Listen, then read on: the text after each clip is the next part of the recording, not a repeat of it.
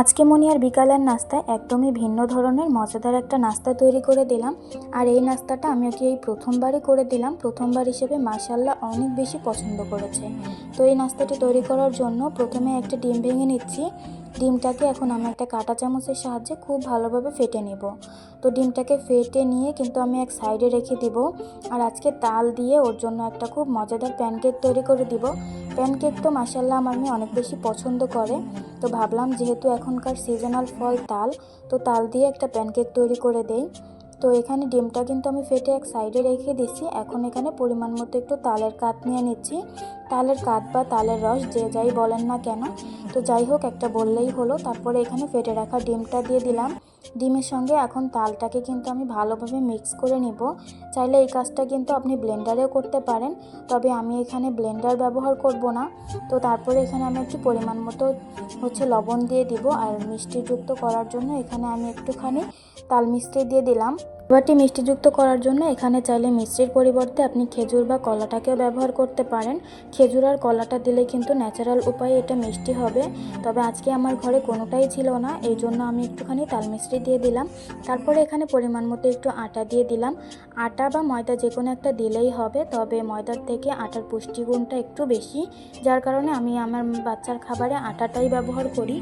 তো আটা দিয়ে ভালোভাবে কিন্তু একটু মিক্স করে নিলাম। আর সাথে কিন্তু আমি একটু ফর্মুলা দুধও দিয়ে দিছি।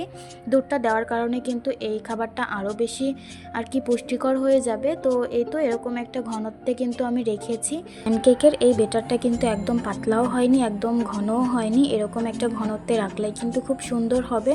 তারপরে আমি একটা প্যান নিয়ে নিলাম। প্যানের মধ্যে একটু ঘি দিয়ে প্যানের চারি সাইডে আমি ঘিটাকে ছড়িয়ে দিলাম। অল্প একটু পরিমাণে ঘি নিলেই কিন্তু হয়ে যাবে। এই প্রথমবার আমি মনিয়ার জন্য পাকা তাল দিয়ে একটা নাস্তা তৈরি করলাম। মাশাআল্লাহ প্রথমবার হিসেবে অনেক বেশি পছন্দ করেছে। আর আমি নিজেও ট্রাই করে দেখেছি, আসলেই অনেক বেশি মজা হয়েছে। তো যাই হোক, এই তো এখানে কিন্তু আমি একটু চামচের সাহায্যে গোল গোল করে শেপ করে নিচ্ছিলাম, যাতে প্যানকেকের মতোই দেখা যায়। তো এইভাবে করে নিলে কিন্তু বাচ্চারাও খুবই পছন্দ করে, যেহেতু ছোটো ছোটোও থাকে শেপগুলো। চাইলে একবারেও প্যানের মধ্যে ঢেলে দিয়েও নাস্তাটা তৈরি করা যায়, তবে এভাবে করে দিলেই কিন্তু বাচ্চারা বেশি পছন্দ করে। খাওয়ার থেকে কিন্তু বাচ্চারা দেখে খাবারটা বেশি পছন্দ করবে। তো যাই হোক, এবার একটুখানি ঢেকে দিলাম। তো বেশ কিছুক্ষণ পরে কিন্তু প্যানকেকগুলো খুব সুন্দর ফুলে উঠেছে। তখন আমি একটুখানি উল্টে দিব। আর কালারটা কিন্তু খুবই সুন্দর এসেছে, যেহেতু তালের কালারটাও অনেক বেশি সুন্দর, এই জন্য কিন্তু প্যানকেকটাও খুবই সুন্দর হয়েছে।